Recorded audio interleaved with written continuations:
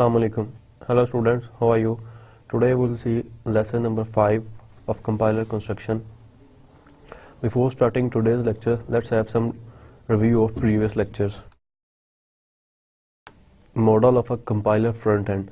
ये एक स्ट्रक्चर था जो हमने डिस्कस किया था कि जो कंपाइलर का फ्रंट एंड है उसमें बेसिकली कितने फेजेस हैं और किस तरह वो वर्क करता है। इसमें से पहले फेज को हम ओपन करके अभी देख रहे हैं। लास्ट लेक्चर में हमने इसके कुछ पार्ट्स को डिस्कस किया था। आज भी हम इसी के कुछ चीज़ों को जो है वो सेट करेंगे, साथ पार्सिंग की भी थोड़ी चेक करेंगे कि जी पार्स ट्री जो है, पार्स ट्री वो कैसे बनता है, या उसको अभी हम पार्स ट्री को आज हम फोकस नहीं करेंगे। आज हम जो फोकस मेजर रखेंगे वो सिंटेक्स डायरेक्टेड डेफिनेशन जो है उसको थोड़ा चेक करेंगे वो क्या करता है, जो कि इसी फेज के अंदर आता है लेक्सिकल एनालाइजर के अंदर। तो basically lexical analyser source program को एज ए इनपुट लेता है और टोकन्स जो हैं, जो इसके कैरेक्टर स्ट्रीम्स होती हैं उनको टोकन्स में कन्वर्ट करके आउटपुट जो है वो जनरेट कर देता है। और ये चीज़ फिर आगे एज ए इनपुट यूज होती है पार्सर के अंदर। पार्सर इसको पार्स करने के बाद इसको सिंटेक्स ट्री में कन्वर्ट कर देता है और देन इंटरमीडिएट कोड जनरेटर इसको 3 एड्रेस कोड में कन्वर्ट कर देता है। ये चीज़ें हमने थोड़ी सी तीनों के लास्ट लेक्चर में इनिशियल स्लाइड में हमने इसको थोड़ा सा डिस्कस किया था कि किस तरह 3 एड्रेस कोड जनरेट होता है। और सिंबल टेबल एक ऐसी चीज़ है जो इन सब जितने भी ओवरऑल, ये तो सिर्फ अभी 3 फेज हैं, ओवरऑल जितने फेजेस हैं कंपाइलर के अंदर, this is the model of a compiler front end. तो सिंबल टेबल जो है ओवरऑल कंपाइलर के जितने फेजेस हैं उन सब से इंटरेक्ट करता है और उसमें अपनी इनपुट प्रोवाइड करता है। Analysis is organised around the syntax of the language to be compiled. कि जिस लैंग्वेज को हमने कंपाइल करना है, एनालिसिस बेसिकली उसके सिंटैक्स के अराउंड घूमता है। मीन्स कि उसके सिंटैक्स को वो सारा चेक करता है, उसकी जो है वो अकॉर्डिंग टू द रूल्स है, उसमें कोई प्रॉब्लम तो नहीं है, कोई ऐसी चीज़ उसमें ऐड कर दी गई हो या कुछ ऐसी चीज़ें जो उसकी लैंग्वेज के रूल्स की नफ़ी कर रही हो, तो वो वहाँ पे उनको सारा चेक करेगा। एनालिसिस उस चीज़ का नाम है कि उसके सिंटेक्स के सारी जो चीज़ें उनको चेक करता है। The syntax of a programming language describes the proper form of its program. जो सिंटेक्स है वो बेसिकली क्या करता है, उसकी प्रॉपर फॉर्म को रिप्रेजेंट करता है, डिस्क्राइब करता है, डिटेल बताता है कि भाई ये प्रोग्राम एग्जैक्टली क्या कर रहा है।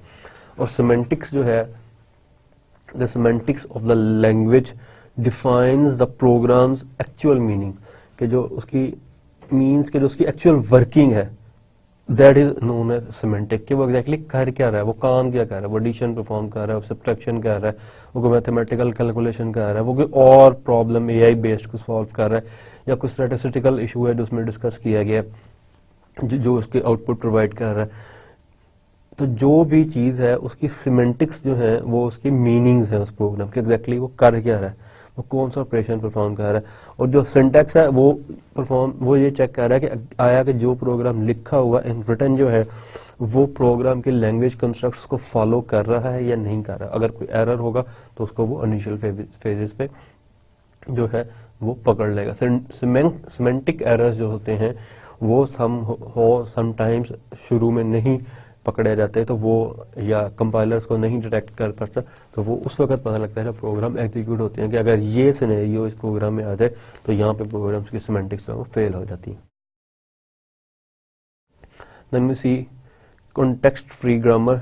हमने कॉन्टेक्स्ट फ्री ग्रामर को भी थोड़ा सा डिस्कस किया था। Syntax free grammar basically syntax को ही, कॉन्टेक्स्ट फ्री ग्रामर जो है CFG सिंटेक्स को स्पेसिफाई करने के काम आते हैं। जो भी लैंग्वेज के सिंटेक्स होते हैं उसको स्पेसिफाई करता है।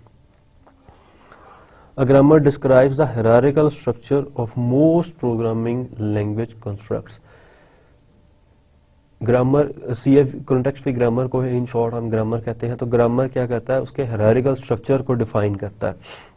जितने भी प्रोग्राम कंस्ट्रक्ट्स होते हैं इसमें इसके बेसिकली 4 मेजर कंपोनेंट्स हैं, जिसमें सबसे पहले डेजिग्नेटेड स्टार्ट सिंबल होगा कोई, जो कि ये चीज, then set of terminal symbols, set of non terminal and set of production. इनकी तरतीब कोई नहीं है जनरल, लेकिन ये चारों चीज़ों का उस एक ग्रामर के अंदर होना लाजमी है। लास्ट टाइम लेक्चर में भी हमने एग्जांपल को कोट किया था और उसको चेक भी किया था, इसकी ग्रामर हमने जनरेट की थी। उसके अंदर लेट्स सपोज अगर हम देखें लिस्ट प्लस डिजिट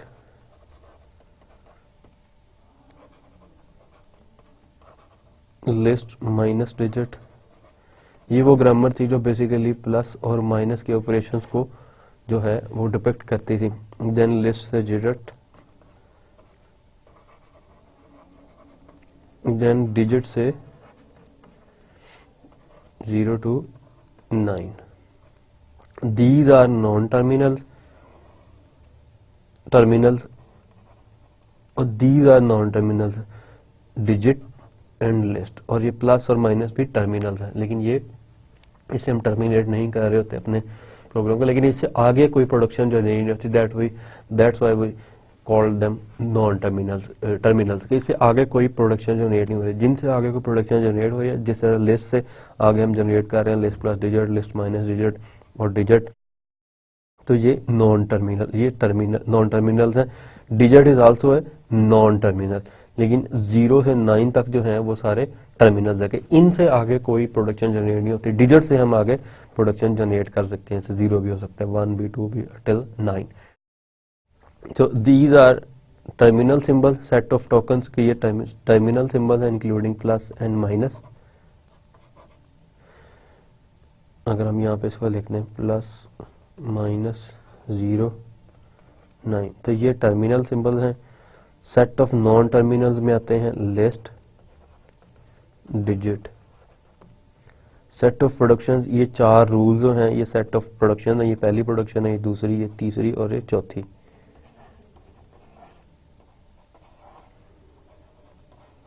फोर्थ, और designated start symbol, list is the designated start symbol. तो ये चारों चीजें जब इकट्ठी हो जाएंगी तो उस फॉर्म को हम ग्रामर कहते हैं। Given a context free grammar, determining the set of all strings generated by the grammar is known as derivation। तो डेरिवेशन के अंदर हम बेसिकली क्या करते हैं कि जिस एक्सप्रेशन के लिए या जिस प्रॉब्लम के लिए हम वो ग्रामर लिखते हैं, तो उस प्रॉब्लम से उस एक्सप्रेशन को, उस ग्रामर से उस एक्सप्रेशन को डेरिवेट करना उस ग्रामर से इज नोन एज डेरिवेशन। कि जितने सेट ऑफ स्ट्रिंग्स हम उस ग्रामर से जनरेट कर सकते हैं according to that particular rule, जो भी हमारा प्रॉब्लम सेट है, that is known as derivation from the grammar. It begins with the start symbol, हमेशा हम स्टार्ट सिंबल से उसको स्टार्ट करेंगे। In each step replace one non terminal in the current sentential form with one of the right hand side of the production of that non terminal.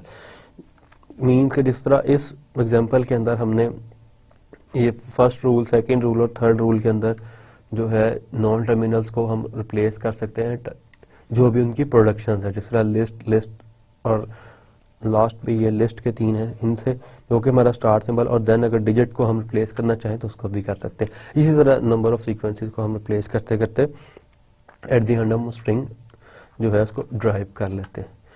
इसकी example हमने last time जो study की थी, that is 9 - 5 + 2 expression है, जिसको हमने derive किया था उस ग्रामर से, स्टार्ट सिंबल लिस्ट, और ये पहला रूल प्रोडक्शन 1 हमने यहाँ उसको अप्लाई किया, this is production 1।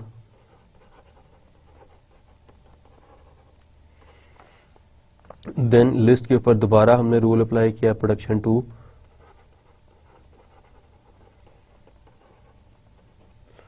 Similarly digit के ऊपर हमने प्रोडक्शन 3 अप्लाई किया, उसको प्रोडक्शन लिस्ट से डिजिट प्रोडक्शन 3 अप्लाई किया, देन डिजिट से आगे 9 प्रोडक्शन 1, देन डिजिट से 5 प्रोडक्शन 2, देन डिजिट से 2 प्रोडक्शन 4 जो हमने इस पे अप्लाई किया। तो ये हमने बेसिकली उस ग्रामर की मदद से उन प्रोडक्शंस को एक खास तरतीब से ड्राइव करके, वो तरतीब को ढूंढना चाहिए, डेरिवेशन कहते हैं, तो उसको हमने एक ड्राइव करके एक एक्सप्रेशन जनरेट कर लिया, दैट इज 9 - 4। सो बेसिकली ये डेरिवेशन थी इसकी from the given grammar. This is a left most derivation because we replace the left most non terminal. तो इसी तरह हम लेफ्ट मोस्ट डेरिवेशन भी कर सकते हैं, राइट मोस्ट भी कर सकते हैं। तो इस चीज को भी आज हम देखेंगे कि लेफ्ट मोस्ट को प्री ऑर्डर और पोस्ट ऑर्डर जो है उसमें क्या फर्क है, क्यों हम करते हैं लेफ्ट मोस्ट और राइट मोस्ट, लेकिन हम कोई भी इसमें यूज कर सकते हैं। Then parsing is the problem of taking a string of terminals and figuring out how to derive it from the start symbol of the grammar. तो बेसिकली ये जो अभी हमने डेरिवेशन देखी, ये स्ट्रिंग ऑफ टर्मिनल्स को लेके हमने ड्राइव करना है कि स्टार्ट सिंबल तक हम ग्रामर तक कैसे पहुंचेंगे। कि ये हमारे पास टर्मिनल्स की स्ट्रिंग है, दिस इज, इससे लेके हमने स्टार्ट सिंबल तक कैसे पहुंचना है। Given a CFG, a parse tree according to the grammar is a tree with the following properties. Root is labeled by the start symbol.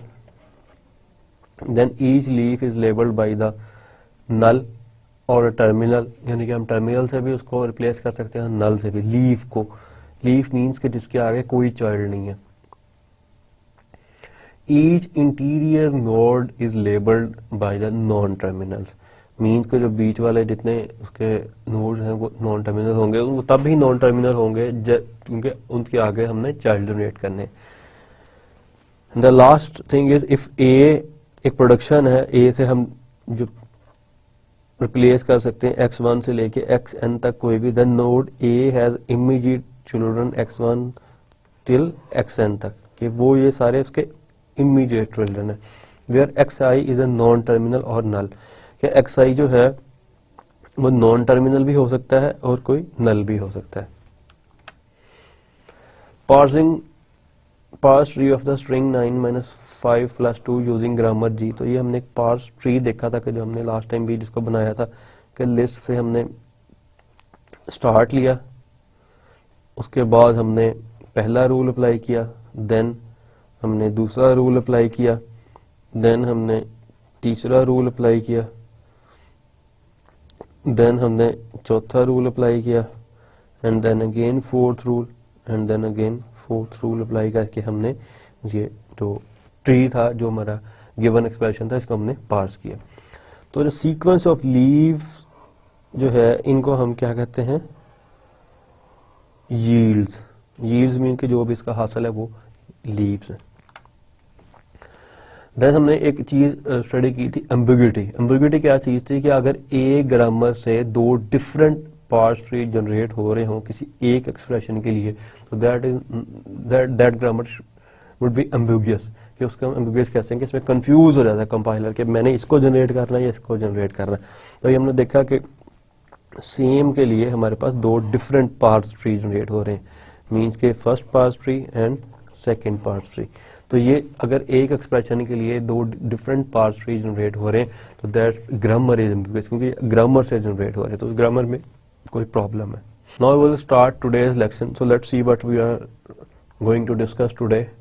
First thing is attributes, then translation schemes, and then we study the postfix notation, what is postfix notation, then synthesized attributes, then tree traversals, translation schemes, and at the last we will see a bit about pre-order and pre-order post-order traversals.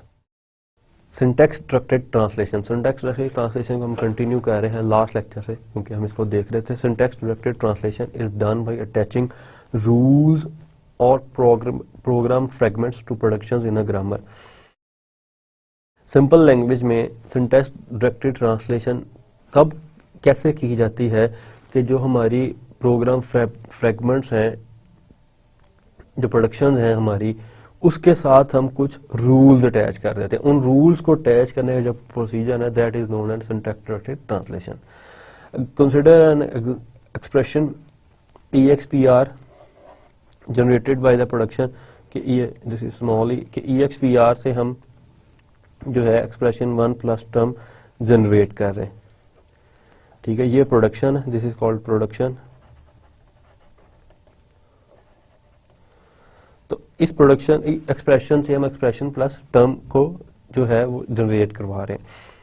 Translating expression by exploiting structure got the following to do code. जब हम इसको जो structure है, जो language construct है, उसमें अगर करें तो हम क्या देखेंगे, सबसे पहले तो हमें ट्रांसलेट करने की जरूरत है एक्सप्रेशन 1 को कि ये क्या चीज है, देन ट्रांसलेट टर्म, और ये हैंडल है, यानी कि जो हमारा ऑपरेशन है वो बेसिकली हैंडलर ऑपरेशन है प्लस का, तो ये हैंडल हमारे पास प्लस होगा कि हमने इस ऑपरेशन को हैंडल करा है, मीन्स के हैंडलर है इस ऑपरेशन का कि ये पर्टिकुलर ऑपरेशन परफॉर्म होना है। तो ये एक सूडो कोड जनरेट होगा इसके नतीजे में। Syntax directed translation introduced two new concepts, attributes and translation schemes. तो ये जो सूडो कोड जनरेट हुआ इसमें हमने दो चीजें जो हमें एक इंट्रोड्यूस कराता है सिंटैक्स डायरेक्टेड ट्रांसलेशन। पहली चीज कि इनके एट्रीब्यूट्स क्या हैं। एट्रीब्यूट्स मीन्स के इस एक्सप्रेशन की वैल्यूज क्या है, डेटा टाइप क्या है एंड अदर थिंग्स के वैल्यू क्या हो सकती है, जो भी है 5 है 10 है 20 है, दैट इज इट्स एट्रीब्यूट। और इसकी डेटा टाइप क्या है, इंटीजर है, करेक्टर है, क्या चीज है जिसकी मदद से हम चेक करेंगे इसको कि जी आया ठीक है। करेक्टर और टर्म, लेट्स सपोज एक्सप्रेशन की डेटा टाइप जो है वो करेक्टर है और हम क्या कह रहे हैं, एक्सप्रेशन को टर्म के साथ ऐड कर रहे हैं, मीन और सपोज कर रहे हैं टर्म की डेटा टाइप इंटीजर है, तो इंटीजर और करेक्टर को हम ऐड नहीं कर सकते। तो ये एक एरर जो है उसको हम यहाँ पे डायग्नोज कर सकते हैं इनकी सिंथेसाइज्ड, इनके एट्रीब्यूट सिंटैक्स ट्रांसलेशन के साथ एट्रीब्यूट्स को जोड़ के। तो एट्रीब्यूट से हमें ये पता लगेगा कि एग्जैक्टली इसके साथ क्या चीज अटैच है और क्या नहीं। तो एक चीज में इसमें एट्रीब्यूट्स है। सेकंड चीज कि हमने इसको ट्रांसलेट करना है किस तरह, मींस कि ट्रांसलेट किस स्कीम के तहत करना है, क्या रूल्स हमने इसको अपनाने हैं इसको ये जो हमने भी ट्रांसलेटिंग दिखाई है कि ये ट्रांसलेट करेंगे इसके स्ट्रक्चर को एक्सप्लॉइट करते हुए। तो ये ट्रांसलेशन की स्कीम क्या होने चाहिए, क्या सेट ऑफ रूल होने चाहिए जिसको हमें फॉलो करते हुए ये ट्रांसलेशन हम कर सकें। और सेकंड इसकी एट्रीब्यूट्स यानी कि इसकी वैल्यूज, इसकी डाटा टाइप्स वो क्या होना चाहिए, जितने भी इसके एट्रीब्यूट्स होंगे वो हम इसमें ऐड कर देंगे। तो ये दो चीजें हैं जिनको हम अब देखते हैं। An attribute is an quantity associated with a programming construct, कि जो प्रोग्रामिंग कंस्ट्रक्ट के साथ जो क्वांटिटीज जितनी भी उसके साथ एसोसिएटेड है वो उन सबको हम लिस्ट डाउन कर दें, जॉट डाउन कर दें, that are known as attributes of that particular term जितने भी हैं वो। एग्जाम्पल ऑफ एट्रीब्यूट्स आर, जैसे हमने बात की थी, data type of expressions, number of instructions in the generated code, that is also an attribute, the location of the first instruction in the generated code, that is also an attribute. So it means and many others.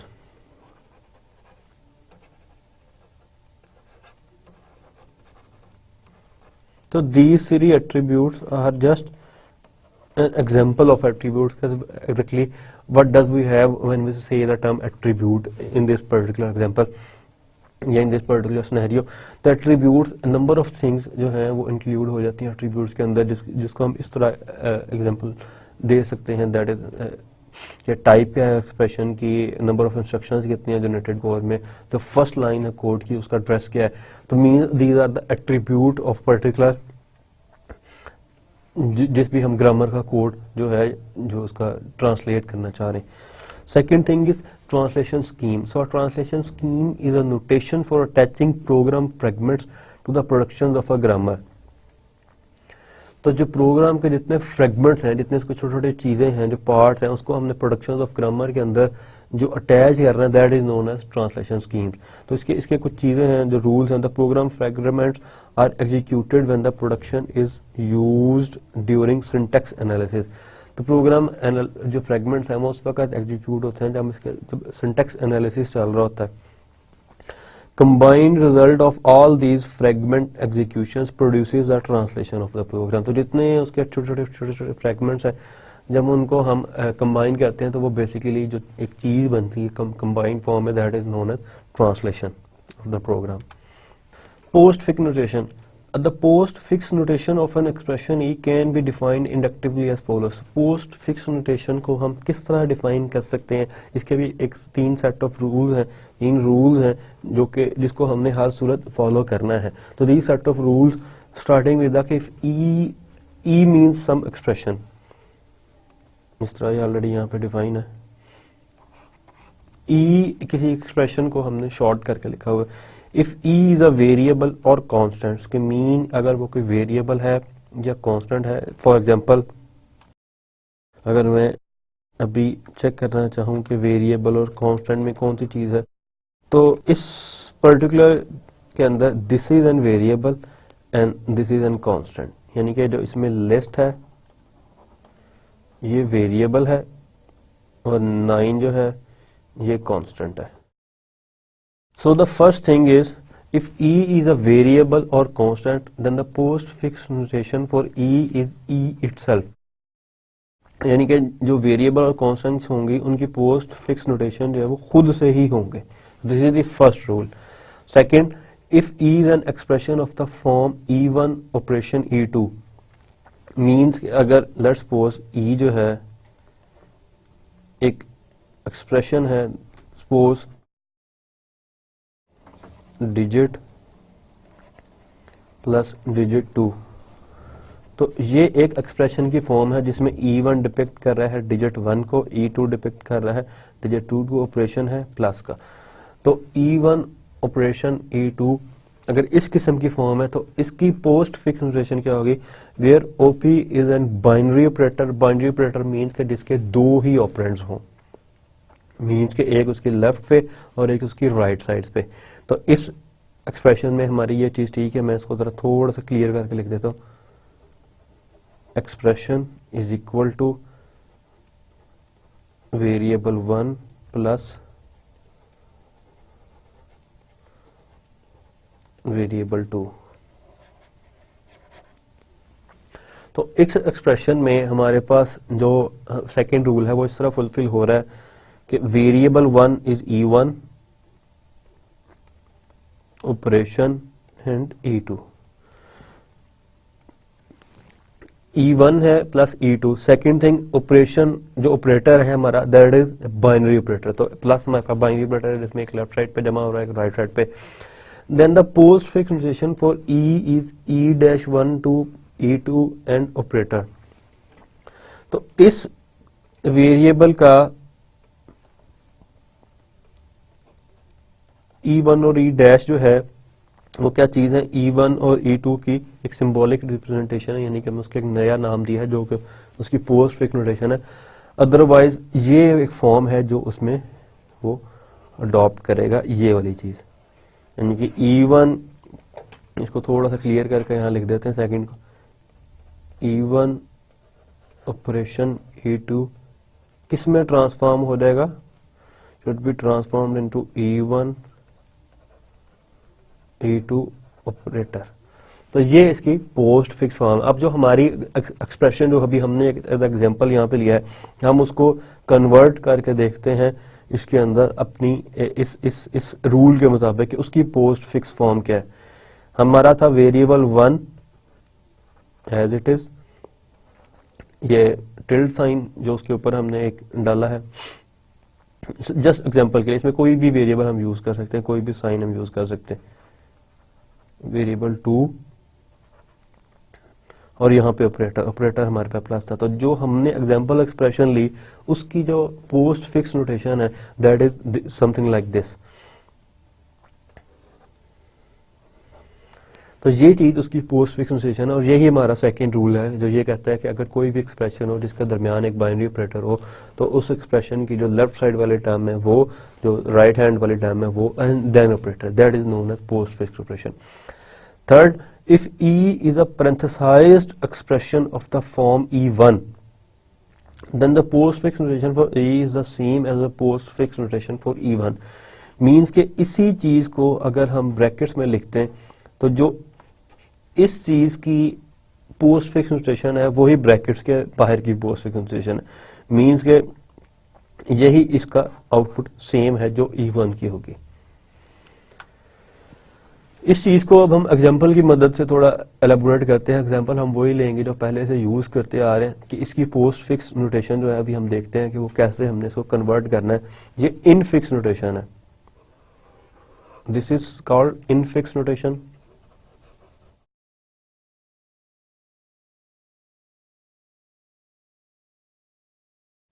In fix to postfix ये conversion basically हो रही है,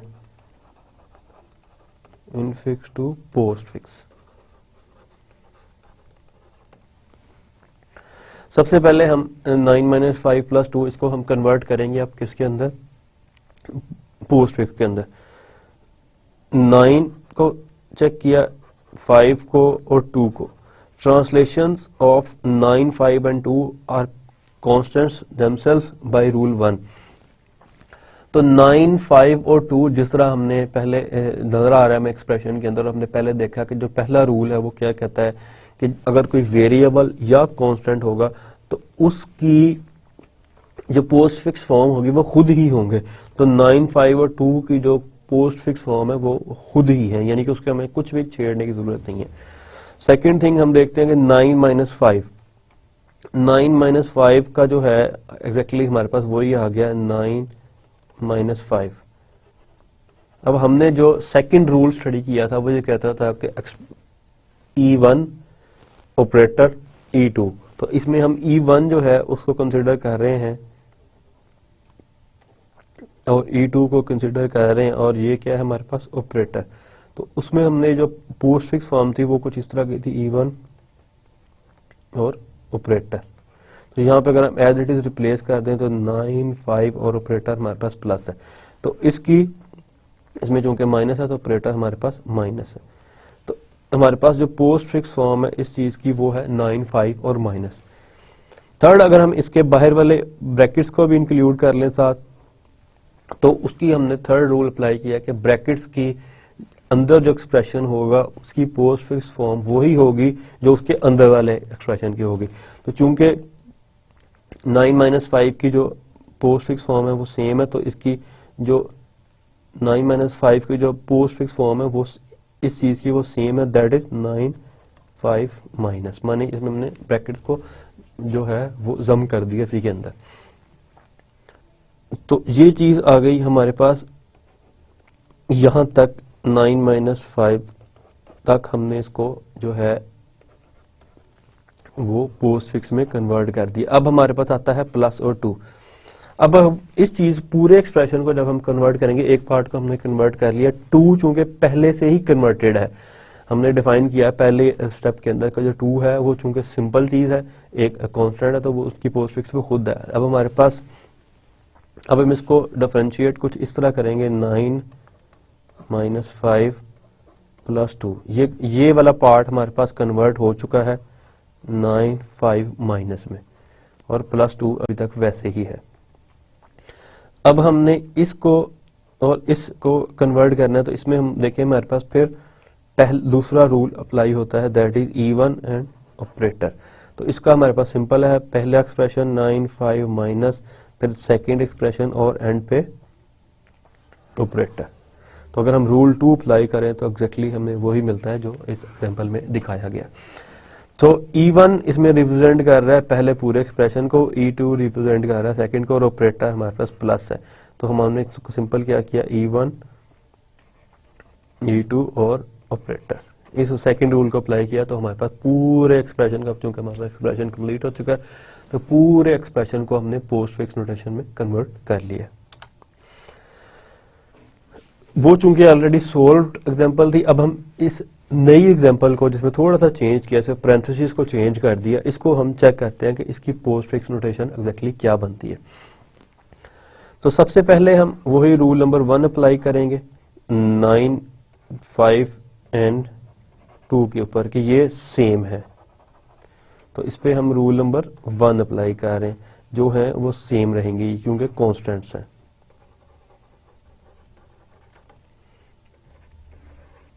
अब ये 5 और 2, 9, 5 और 2 convert हो चुके हैं पोस्ट फिक्स फॉर्म में। सेकंड, अब हम पकड़ते हैं 5 प्लस 2 को, इस चीज को देखते हैं। 5 प्लस 2 में this is E1, this is E2 and this is operator. तो ये बन जाएगा 5, 2 और प्लस, मुझे वो E1, E2 और ऑपरेटर को लिखने की जरूरत नहीं है, मुझे नजर आ रहा है कि ये बन जाएगा 5, 2 according to the rule number 2। तीसरा, अब चूंकि सेम ये एक्सप्रेशन है जो लाई कर रहा है इसके अंदर, तो रूल 3 अप्लाई होगा जो कहता है कि अगर एक्सप्रेशन के अंदर एक एक्सप्रेशन और अंदर वाले एक्सप्रेशन को आप पहले से पोस्ट फिक्स में कन्वर्ट कर चुके हैं, तो जो ब्रैकेट समेत एक्सप्रेशन की पोस्ट फिक्स फॉर्म होगी वो सेम होगी जो ब्रैकेट्स के बगैर की होगी।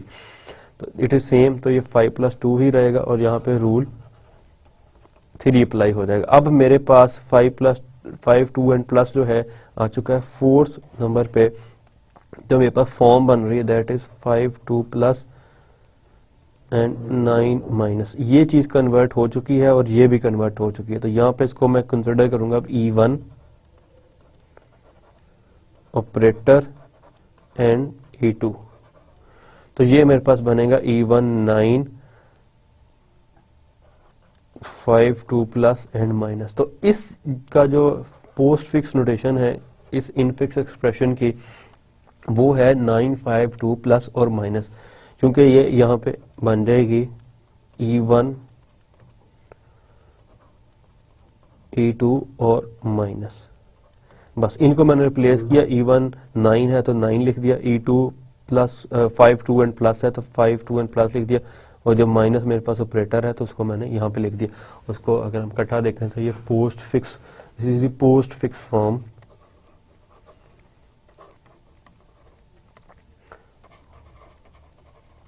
Of given example. तो इस तरह हम इसको कन्वर्ट कर सकते हैं एक किसी भी एक्सप्रेशन को पोस्ट फिक्स के अंदर। इन तीन रूल्स, कोई भी एक्सप्रेशन है, ये तो छोटा एक्सप्रेशन था, कोई भी एक्सप्रेशन हो हमने इसको कन्वर्ट जो है वो इसी तरह करना है जिस तरह हमने इसको यहाँ पे कन्वर्ट किया। Synthesized attributes, synthesized attributes a syntax directed definition associates with each grammar symbol a set of attributes. तो जो ये एट्रीब्यूट्स हैं जो इस तरह डिफाइन होते हैं that are known as synthesized attributes. जो इसकी पर्टिकुलर डेफिनेशन ये है कि जो उसके नीचे से, यानी कि किसी भी नोड के चाइल्ड से या खुद नोड से कोई भी उसके एट्रीब्यूट कैलकुलेट हो सके, तो that particular attributes are known as synthesized attributes.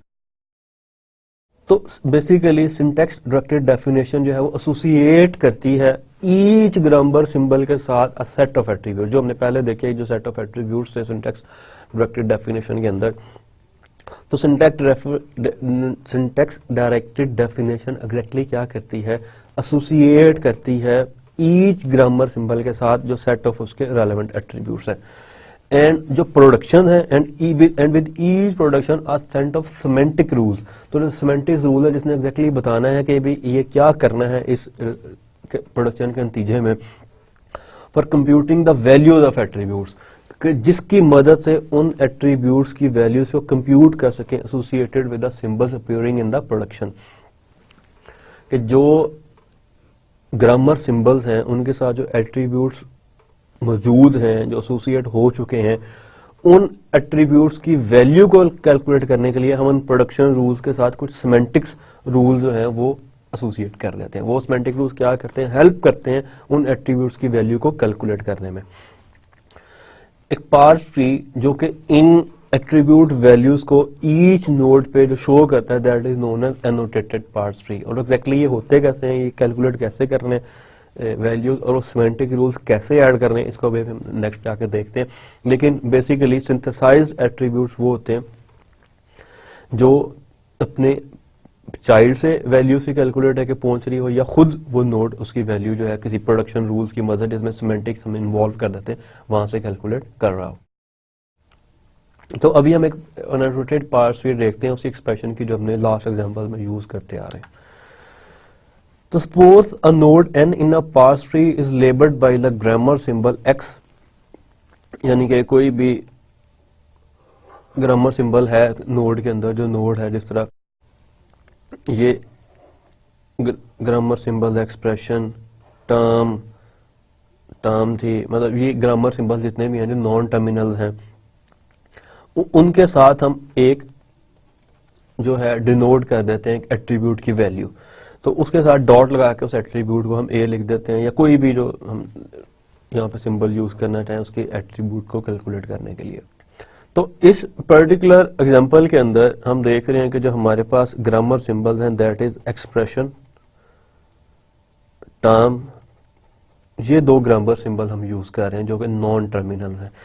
तो इनके साथ हम कोई भी लगा सकते हैं एज ए जो है सिंथेसाइज एट्रीब्यूट्स के उसको कैलकुलेट करेंगे। इट इज नॉट कंपल्सन कि हम इसको टी ही लिखें, हम इसको ए बी सी कोई भी सिंबॉलिक चीज यहाँ पे लगा सकते हैं। लेकिन अब एक्सप्रेशन डॉट टी जो है ये टी जो है ये उसका एट्रीब्यूट बन गया किसका, एक्सप्रेशन का। What is expression, it is grammar symbol जो भी हमारे अंदर है।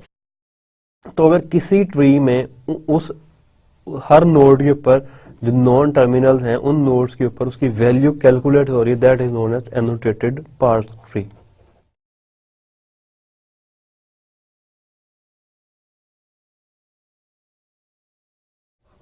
Annotated parse tree.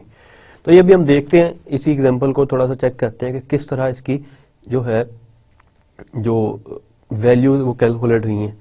मींस के अगर हम स्टार्ट करें यहाँ से term dot T is equal to 9, क्योंकि ये इसकी चाइल्ड इसको बता रहा है कि इसकी वैल्यू 9 है और ये इसको बता रहा है कि इसकी वैल्यू 9 है as it is.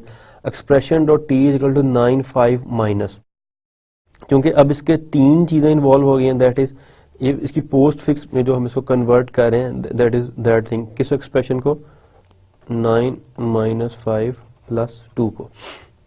Example expression ये है। अब E1 ऑपरेटर एंड E2,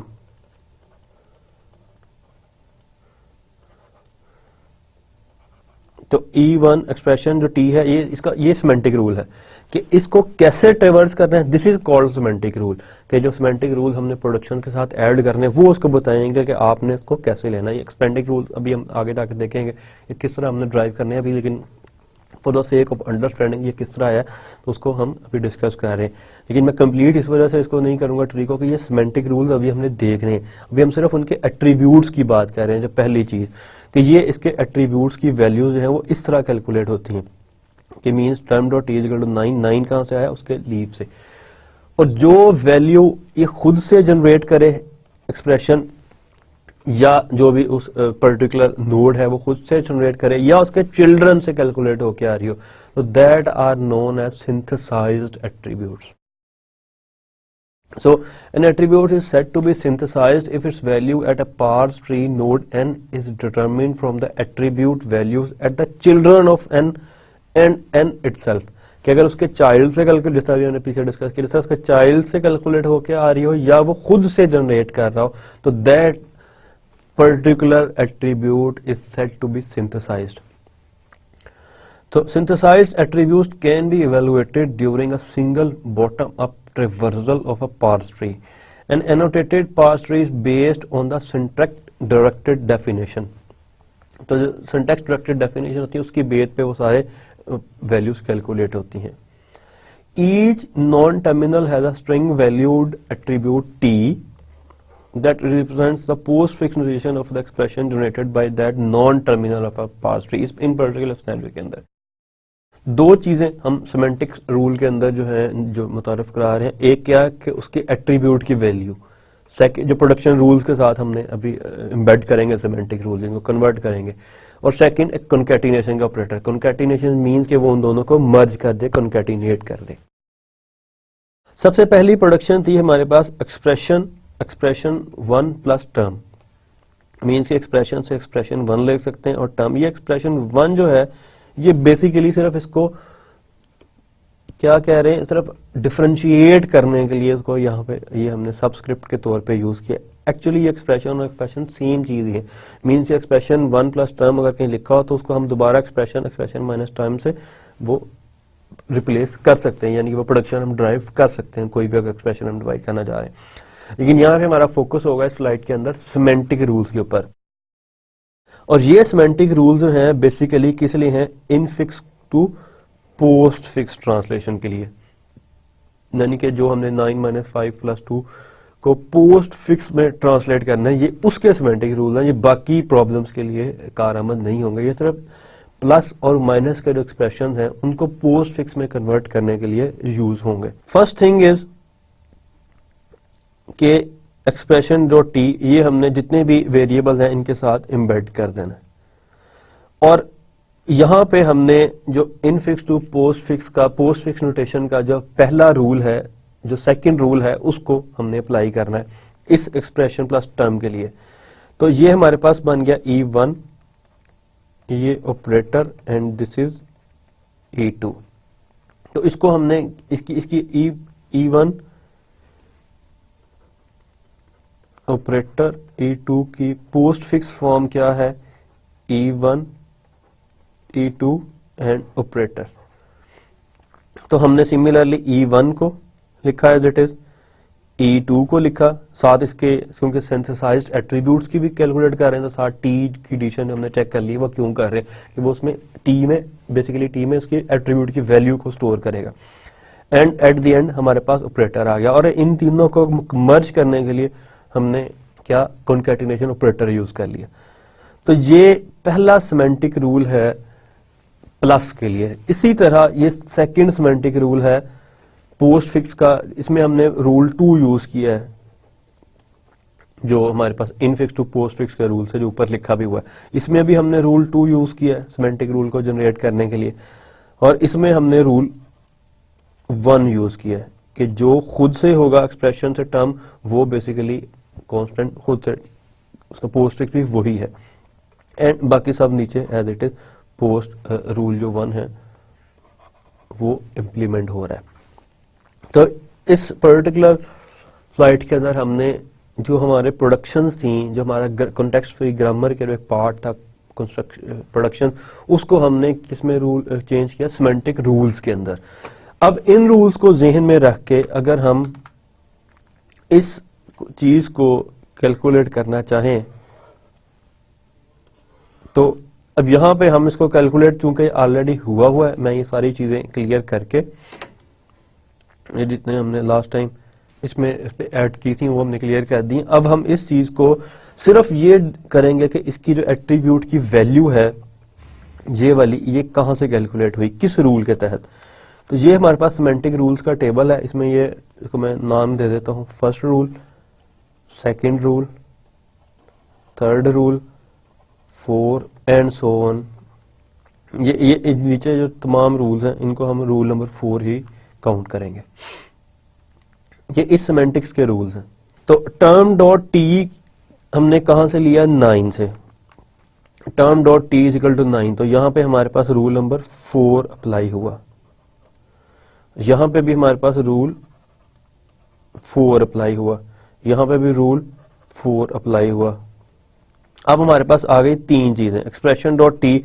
अब एक्सप्रेशन डॉट टी के लिए हमने जो कैलकुलेट की हैं दैट आर, उसमें कितनी चीजें आ सकती हैं एक्सप्रेशन डॉट टी के लिए, या एक्सप्रेशन टर्म और प्लस, या एक्सप्रेशन टर्म और माइनस, या टर्म डॉट टी। अब चूंकि हमारे चाइल्ड में ये 3 चीजें हैं, एक्सप्रेशन, टर्म और माइनस, एक्सप्रेशन माइनस टर्म, तो हमने इसको कौन सा रूल यूज किया है, दूसरा रूल 2 की मदद से हमने इसको कैलकुलेट किया। एंड इस चीज को सिंपल हमने रूल 4 यहां पे लगाया, term dot T is equal to 2, और यहां पे फिर हमने इसको फाइनली रूल 1 इंप्लीमेंट किया, जिसमें ये हमारा एक्सप्रेशन 1 है, ये एक्सप्रेशन 2 है, और ये ऑपरेटर जो कि एक्सप्रेशन टी को साइन हो गया। तो इन सिमेंटिक रूल्स की जो इम्प्लीमेंटेशन है वो भी हमने देखी कि किस तरह हमने एट्रीब्यूट्स को उस ट्री के अंदर एम्बेड कर दिया कैलकुलेट करके, और जो एट्रीब्यूट, जिन एट्रीब्यूट्स की वैल्यू, जिन नोड्स के एट्रीब्यूट्स की वैल्यूज उनके खुद सेल्फ से या उनके चाइल्ड से है, उन एट्रीब्यूट्स को सिंथेसाइज्ड एट्रीब्यूट्स कहा जाता है। Tree traversals, tree traversals are used for describing the attribute evaluation and for specifying the execution of code fragments in the translation scheme। तो ट्री ट्रेवर्सल बेसिकली ये चीज है कि एग्जैक्टली अब हम उसी एग्जांपल को दोबारा देखते हैं कि इसकी ट्रेवर्सल स्टार्ट कहां से करनी है, मींस कि मैं इसकी वैल्यूज को कैलकुलेट करने के लिए स्टार्ट कहां से करना है। अब मैं यहां से स्टार्ट कर दूं, should I start from here, कि यहां से स्टार्ट कर दूं, कि यहां से स्टार्ट कर दूं, किस नोड से स्टार्ट करना है, कि रूट से स्टार्ट करना है, ये क्वेश्चन है। ये मैंने पहले इसलिए डिस्कस नहीं किया कि अभी ये जाके हम इसको यहां पे देखेंगे ट्री को ट्रेवर्स करना कहां से स्टार्ट करना है। A traversal of a tree starts at the root, तो पहली चीज कि इसको हमेशा रूट से स्टार्ट करना है, and visits each node of the tree in some order. ये ऑर्डर को हम देखेंगे किन किन ऑर्डर्स में कर सकते हैं, लेकिन ट्री को ट्रेवर्स करने के लिए जो स्टार्टिंग पॉइंट है वो हमेशा रूट होगा। मींस कि इसके अंदर जब मैंने स्टार्ट करना है एक्सप्रेशन डॉट टी, तो मैं स्टार्ट रूट से करूंगा। फिर मैं देखूंगा कि मेरे पास कौन कौन सी चीज चाहिए। पहले मुझे चूंकि लेफ्ट साइड की चीज चाहिए कि अपने लेफ्ट पे देखता हूँ पूरी जवाब आ रहा है, नहीं आ रहा था इसके लेफ्ट पे नहीं है तो इसके चाइल्ड है, नहीं चाइल्ड इसके पास वैल्यू है, नहीं इसके पास भी नहीं, तो इसने चेक किया चाइल्ड से वैल्यू ली, फिर इसने इसको दी, फिर इसके पास वैल्यू आई, फिर इसको ऑपरेटर चाहिए वो इसने इससे लिया, फिर इसको ये चाहिए वो इससे लिया, तो उसको पोस्टफिक्स में कन्वर्ट कर लिया। तो a traversal of a tree starts from the root and visits each node of the tree in some order. पहला ऑर्डर जो है, जो पहली हम ट्रेवर्सल की टेक्निक देखेंगे, that is depth first traversal. In depth first traversals we start at the root and recursively visits the children of each node in any order not necessary from left to right. Accordingly हम इसको चूंकि left most derive नहीं कर रहे हैं ना right most की, हम जनरल बात कर रहे हैं, तो डेप्थ फर्स्ट सर्च के अंदर हम स्टार्ट से स्टार्ट करेंगे, रूट से स्टार्ट करेंगे और हर एक जो उसके चिल्ड्रन है उनको रिकर्सिवली पहले एक को फिर दूसरे को फिर तीसरे को, लेकिन जैसे इसके पहुंचेंगे पहले उसके पहले चाइल्ड को, और मोस्टली पहले हम लेफ्ट चाइल्ड को ही ट्रेवर्स कर। So a depth first traversal of a tree का जो प्रोसीजर है वो ये दिया हुआ है, जिसमें जिस तरह मैंने अभी जिक्र किया कि मोस्टली डेप्थ फर्स्ट के अंदर, बल्कि डेप्थ फर्स्ट ट्री के अंदर हम स्टार्ट ही लेफ्ट चाइल्ड से करते हैं। मीन्स कि हमने किसी ना किसी चाइल्ड को तो कैलकुलेट करना है, तो पहला चाइल्ड जो है वो लेफ्ट चाइल्ड होगा, देन राइट। मीन्स कि let's suppose this is a root node और ये इसके दो चाइल्ड्स हैं C1 एंड C2। स्टार्ट हम रूट से करेंगे, उसके बाद हम यहां पे आएंगे, इसको कैलकुलेट करेंगे, जो भी इस पे ऑपरेशन है वो परफॉर्म करेंगे, देन हम चाइल्ड 2 को कैलकुलेट करेंगे, देन वापस नोड के ऊपर जाएंगे जो हमारा रूट होगा। इस चीज को इस प्रोसीजर में भी एग्जैक्टली दिया हुआ प्रोसीजर विजिट नोड एन, जो भी नोड है, each child C of n from left to right, यानी कि पहले लेफ्ट चाइल्ड देन राइट तक मूव करने, इसके बीच में जितने चाइल्ड होंगे सबको कैलकुलेट करते जाएंगे, विजिट C, उसको विजिट करना और एवेलुएट, जैसे हम एक चाइल्ड पे पहुंच जाए, evaluate semantic rules at node n। This is something you should understand here कि किस तरह ट्री को हमने ट्रेवर्स करना है। Starts from the root each child C, ये लूपिंग में चला गया, each child C of n, इसका ये चाइल्ड है, this is it's child C1, इस चाइल्ड पे आया from left to right, visit C, visits ने फिर इस प्रोसीजर को कॉल कर लिया, that is a recursive call, जो इसकी डेफिनेशन में recursively visit each child, recursive call. अब इस पे आ गया, इसने क्या node n each child of C, अब इसका चाइल्ड इस पे आ गया C1.1, इस चाइल्ड पे आया विजिट C, अब हमने विजिट C किया तो क्या चीज है, इससे आगे हमारे पास और कोई चाइल्ड नहीं है। अब विजिट के अंदर हम कोई चाइल्ड नहीं है तो हम इस लूप से बाहर निकल गए, तो उसने कहा evaluate semantic rules at node n, यहां पे हमने जो भी उसका सिमेंटिक रूल्स डिफाइन किया, for example in our case हमारे पास है 9 के अगेंस्ट हमने कुछ सिमेंटिक रूल चेक करें, टर्म से 9 यानी कि वो किसी टर्म का बन रहा है, term dot T is equal to 9, तो हमने क्या किया, कुछ कैलकुलेशन नहीं, इसका रिजल्ट 9 है तो 9 से हम उसको रिजल्ट दे दिया 9, इस चीज को यहाँ पे इसका रिजल्ट आ गया 9 उस पर्टिकुलर ट्री के अंदर, 9 रिजल्ट। 9 के बाद हमने वापस इस पे आए क्योंकि हमने यहां से कॉल किया था, अब इसका जो रिजल्ट है वो है 9, इसका रिजल्ट होगा जो भी इसके साथ कैलकुलेट करने के बाद सेकंड में, इसी तरह हम जो है उसको परफॉर्म करते रहेंगे जब तक हम हर एक के ऊपर सिमेंटिक रूल लीफ नोड के ऊपर ना पे इम्प्लीमेंट कर लें, और इसी तरह ऊपर जाते जाते रूट तक वैल्यू कैलकुलेट कर लेंगे। नेक्स्ट लेक्चर में हम इस ट्री के ऊपर जो है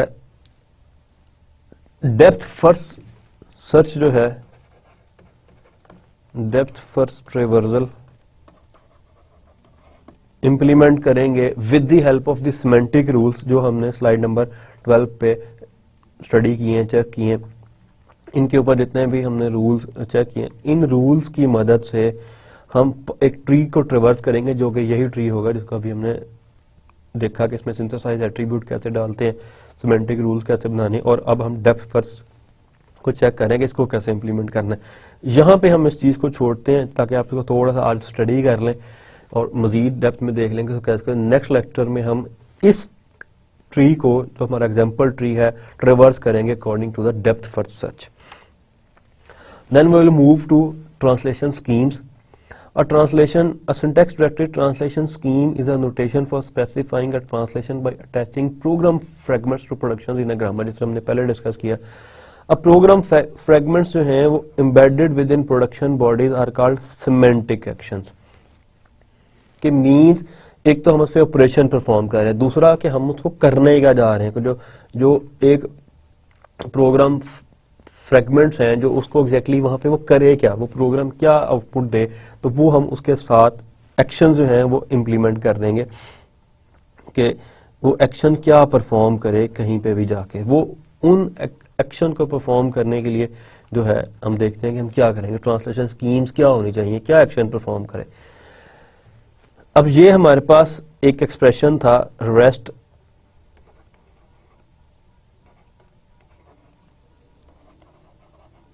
रेस्ट वन प्लस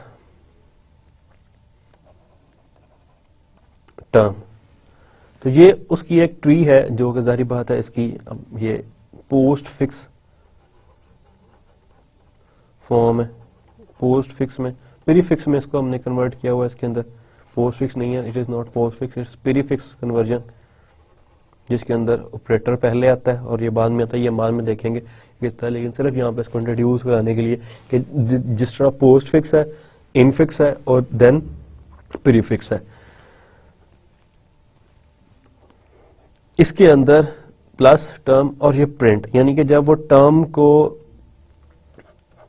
और रेस्ट को देखे तो यहाँ पे प्रिंट क्या हो, प्लस, मीन्स के जो उसके अंदर की टर्म है वो प्लस है जिसको वो प्रिंट कर रहा है। तो ये सिमेंटिक एक्शन है, this is called semantic action.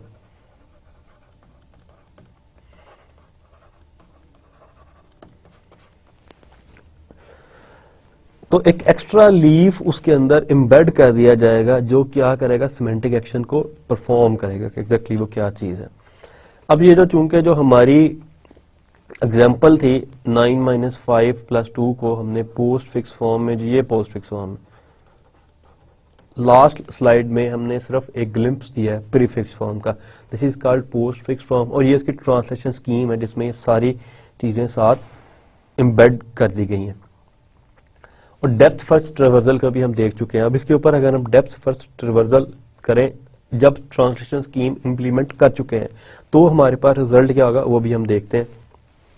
ये हमारा एनोटेटेड पार्स ट्री नहीं है क्योंकि इसमें हमने जो एट्रीब्यूट्स की वैल्यूज हैं वो कैलकुलेट नहीं की, लेकिन इसके अंदर हमने एक्शंस को एम्बेड किया कि एक्शन कैसे एम्बेड करते हैं। अब डेप्थ फर्स्ट ट्रेवर्स पे करेंगे, यहां से रूट से स्टार्ट, इसके फर्स्ट चाइल्ड पे आए, यहां से इसको मजीद चाइल्ड हैं, इसके चाइल्ड पे आए, यहाँ पे इसके चाइल्ड पे आए और इसके चाइल्ड पे आए, यहां से इसको 9 मिला, पहला चाइल्ड ट्रेवर्स हो गया, दूसरा चाइल्ड। अब ये चाइल्ड क्या है कि कह रहा है प्रिंट कर दो n को, तो मैंने स्क्रीन के ऊपर 9 प्रिंट कर दी, sorry it's not n it's 9 print कर दी। अब ये इसके दोनों चाइल्ड्स ट्रेवर्स हो गए वापस इस एक्सप्रेशन के पास। अब इस एक्सप्रेशन का पहला चाइल्ड कंप्लीटली ट्रेवर्स हो चुका है क्योंकि इसके 3 चाइल्ड थे, 1 2 और 3, आगे इनके सब चाइल्ड से। सेकंड चाइल्ड पे कोई एक्शन नहीं है, थर्ड पे कोई एक्शन नहीं, देन इस पे सेम आया और देन उसने फिर कहा प्रिंट 5, मैंने यहाँ प्रिंट कर दिया, फिर वापस, और अब इसका तीसरा चाइल्ड ये प्रिंट माइनस, ये रूट के लेफ्ट चाइल्ड की ट्रेवर्सल यहां पे कंप्लीट हो जाएगी, तो मैंने माइनस प्रिंट कर दिया। देन फिर रूट के पास वापस, तो रूट ने कहा नहीं अभी मेरा सेकंड चाइल्ड रहता है, उसको ट्रेवर्स किया, कुछ नहीं, कोई सिमेंटिक एक्शन बैड नहीं है, then so on and then print. Right side का जो चाइल्ड है, जो थर्ड चाइल्ड है रूट का, उसका फर्स्ट चाइल्ड है 2, उस पर कोई सिमेंटिक एक्शन नहीं, और सेकंड प्रिंट 2, तो हमने 2 प्रिंट कर दिया। देन इसके बाद वापस आया तो लास्ट चाइल्ड को ट्रेवर्स किया तो उसने कहा प्रिंट प्लस। तो ये बेसिकली पोस्ट फिक्स की जो ट्रेवर्सल है, जब हमने उसको कंप्लीट किया तो हमारे पास ये जो उसकी फॉर्म है वो आ गई कि ये ऐसे प्रिंट ऐसे कन्वर्ट होता है ट्री की मदद से। और जब हमने उसमें सिमेंटिक ट्रांसलेशन स्कीम एम्बेड कर दी, एक्शन एम्बेड कर दिया उस पर्टिकुलर जो सिमेंटिक रूल्स के साथ, तो ये हमारी आउटपुट है। Actions for translating into post fix notation, तो जो हमने वहां पे प्रोडक्शन थी उनके अंदर जो एक्शन एम्बेड करने हैं वो कैसे एक्शन होंगे कि expression plus one term print plus then minus, और टर्म पे कोई कुछ प्रिंट नहीं करना, और जब 0 1 कोई भी इस पर रिप्लेस हो तो उसको साथ ही 1 से रिप्लेस कर देना, प्रिंट कर देना वो पर्टिकुलर डिजिट। एग्जाम्पल अगर हम इसकी देखें तो जैसे ही टर्म को 9 मिला तो उसको उसने कहा साथ ही 9 प्रिंट कर, तो मीन्स कि जब उसको 9 मिलेगा तो ये उसके एक प्रोडक्शन का हिस्सा है कि अब 9 को प्रिंट करना है। सिमिलरली जब उसको एक्सप्रेशन मिलेगा तो कंप्लीट हो जाएगा, तो उसने कहा कि अगर तो वो एक्सप्रेशन माइनस टर्म है तो प्रिंट क्या कर दो माइनस, एक्सप्रेशन माइनस टर्म था तो प्रिंट उसने माइनस कर दिया। इसी तरह एक्सप्रेशन में एक्सप्रेशन प्लस टर्म, तो प्रिंट क्या करना है प्लस, एक्सप्रेशन प्लस टर्म और प्रिंट क्या करना है प्लस। तो ये एक एक्शंस हैं जो हमने ट्रांसलेशन स्कीम के एम्बेड किए हैं उस प्रोडक्शंस के साथ अपनी जो भी पर्टिकुलर पोस्ट फिक्स नोटेशन थी डिस्प्ले कराने के लिए। The implementation of a translation scheme must ensure that semantic actions are performed in the order they would appear during a post-order traversal of a parse tree। ये चूंकि हम post order traversal की बात कर रहे हैं तो ये उसी सीक्वेंस में होने चाहिए ताकि वो उसको राइट जो एक्सप्रेशन है उसको प्रिंट कर सके। लास्ट में हम देखते हैं pre order and post order traversals. In pre order traversal action is done when we first visit a node. Pre order traversal में किसी भी नोड के ऊपर जो एक्शन परफॉर्म होता है वो उस वक्त होता है जैसे ही हम उस नोड पे अराइव होते हैं या उस नोड को पहली दफा उस पे पहुंचते हैं। If the action is done just before we leave a node for the last time, अगर एक्शन उस वक्त परफॉर्म कर रहे हैं जब हम उस नोड को हमेशा के लिए छोड़ के जा रहे थे, मीन के दोबारा उस नोड पे कभी नहीं आएंगे, तो that is known as post order traversal.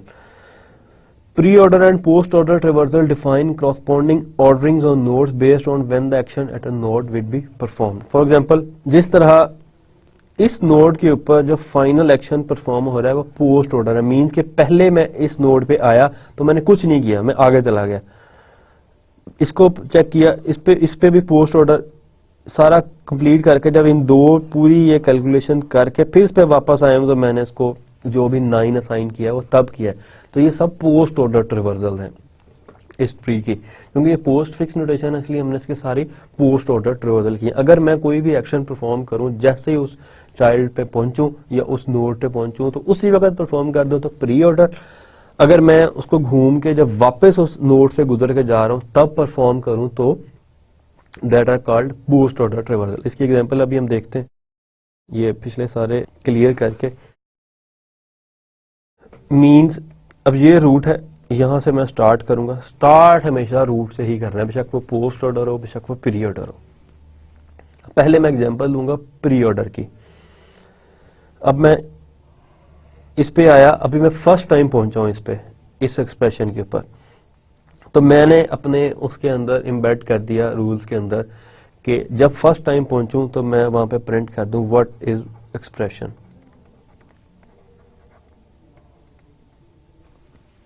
तो ये क्या करेगा, ये प्री ऑर्डर ट्रावर्सल है, जो प्रिंटिंग इसकी ये होगी ये प्री ऑर्डर ट्रावर्सल है। और ये किस तरह हम उसको करेंगे, यहां पे जो इसका रूल है व्हाट इज एक्सप्रेशन वैल्यू, जो भी हम ये तब यहाँ पे प्रिंट होगा और ये इसको स्टार्ट में कर देंगे। तो जब ये यहाँ पे आएगा ये प्रिंट करके फिर यहाँ पे जाएगा और फिर इसको वापस सेकंड पे आएगा। This is called pre order. Post order ये है कि इस पूरे इनकी को कैलकुलेट करके I am talking about this node, तो एंड पे जो काम करेगा उस चाइल्ड के सबसे एंड पे, उस नोड के सबसे एंड वाला जो काम होगा, तो that is called post order traversal. So guys this is all for today.